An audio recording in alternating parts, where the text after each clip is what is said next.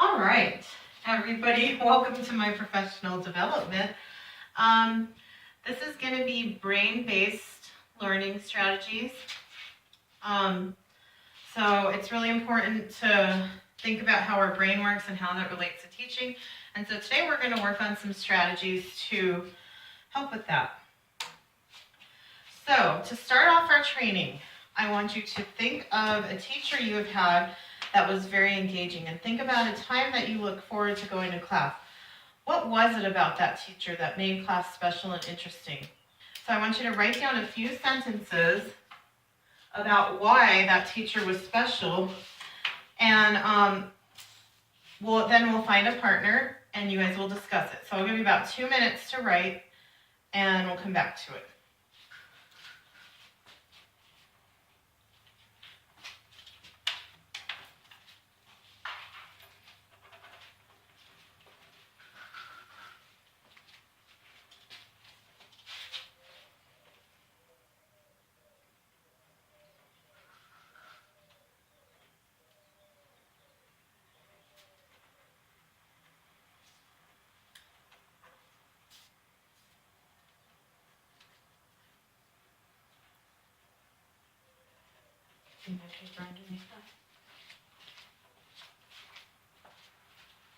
Okay, when you're done, just put your pencil down and then we'll go ahead and discuss it.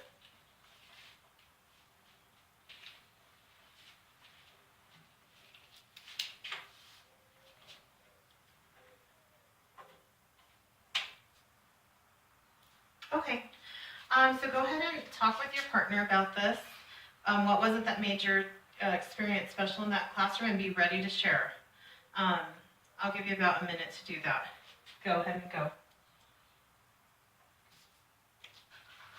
So go ahead and talk to each other about it, yes. Okay. Yeah, he backed up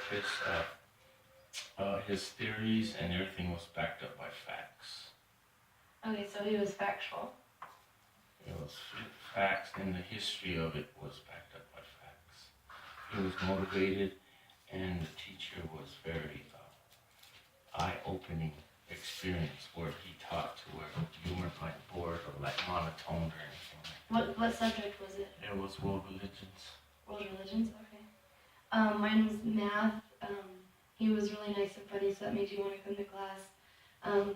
He was able to apply real life experiences to math, so it was good to help you understand it, and then he was relatable and helpful too. Okay, so let's go ahead and share out. Even though I heard you. Okay, Ashley, what was your experience that was positive with the teacher? I liked how he related real life to math. Okay, so making connections. Yes, making connections. Great job. Rigo? He backed up everything by facts, and in the history of the subject he was explaining, it was all based on facts. So and maybe truth. Okay. So relevance, maybe? All right. Next thing I want you to think about is how can we engage all students? So what strategies have been successful for you in the past? And let's just kind of talk about this as a group since we're a small group. What strategies do you think are good for engaging students and holding their attention and making it meaningful? Whole group learning. You think whole group learning? How is that engaging to students? Well, depending upon how you do it. I mean, depending upon how you do it. So, I don't know, using things like cueing, things like that, just to keep them engaged. I guess the way you teach, make it entertaining. Mm-hmm. Okay, and Rigo?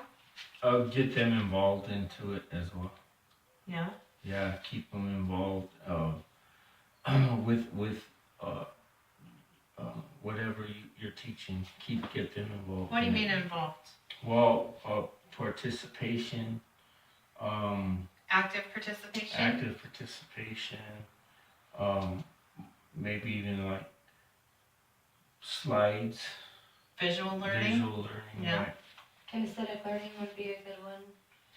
Great. Well, you guys are at the advanced group because you've hit on a lot of topics that are definitely important. So let's see if, I think you run it right. Let's see. Okay, I'm gonna go ahead and pause it for technical difficulties. Okay, so you guys have, like I said, you've hit on a lot of the topics that are actually brain-friendly strategies like active engagement, visual learning, kinesthetic learning, participation. So now I'm gonna go ahead and let you watch a video about how the brain works.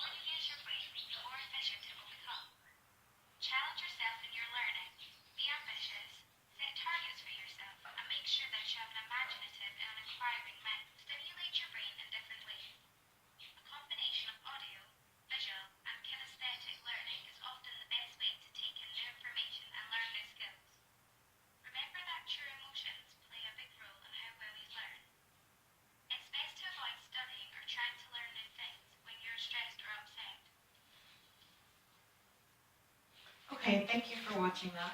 So with the advice they gave in mind, why don't we stand up quickly and talk to your shoulder partner and And so what step, based on what we watched on the video, what kind of implications do you think that might have for learning in our classrooms? So just take a minute and discuss that with your partner. Mine? What does all this, Well, I think because diet has a lot to do with it. Yeah, that's what I was thinking too. The sugar, especially if they come from a poor household and they eat a lot of like box food and stuff that has a lot of sugar, that's gonna affect them a lot. Or if they're eating like something that's like a lot of sugar for breakfast, instead of maybe having an apple that has good types of sugar in it, maybe they're eating like a cereal that's like loaded with bad stuff. and we know our kids eat lots of processed foods. Yeah. And, you know, so diet is important. And that's something that's maybe out of our control to a certain extent. But were there any things discussed that are within our control, like thinking about stress and... Kinesthetic learning, I think, would help a lot because then they're not really necessarily pertaining to stress. No, but that's okay. Getting them up and moving, Yeah. you know, having a lot of transition in your classroom. Yeah, sitting for too long is not good. Yeah. And for adults, we can sit longer, but for children, it's, you know, even a shorter time period. Do you have anything to add? Yeah, well, I think if a student comes like a death in the family or something, that's gonna really kind of mess them up too. Yes, our brains are emotional, so like anything that causes them stress, happiness, sadness, any kind of emotions, definitely gonna impact how they learn. Or even when it comes to testing, maybe, I mean, you want to emphasize how important it is, you know, but maybe in a way of like, just try your best, do your best instead of, you know, making it like as if a big deal. Yeah. Okay. All right, great discussions, guys. If you want to sit back down, that's fine. Okay, what do we have next? Oh, we already talked. We did that. Okay. Do you guys still have any questions about the brain, or did that spark any questions based on the video? That's the one thing we didn't talk about. Differentiated instruction would go into the visual and kinesthetic. Yeah, that's a good point. Okay. All right, so what we're going to do next is I'm going to give you an article about different strategies that you can use in your class. First, I'm going to have you read the article silently to yourself. Then I'm going to read it to you. We're going to discuss, annotate, and then we're going to think to ourselves, like, what applications will this have in our classroom? Okay?